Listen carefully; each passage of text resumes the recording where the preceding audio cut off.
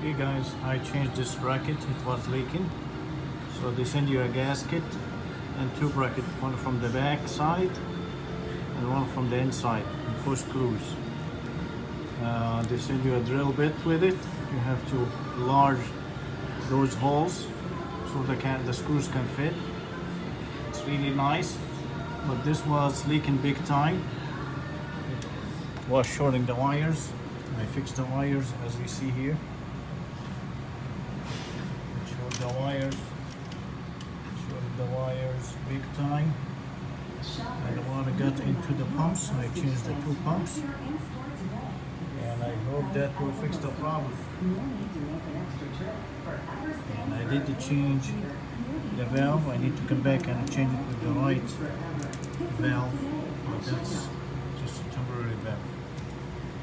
That's it for this Alto Shaam. Let's see how that goes.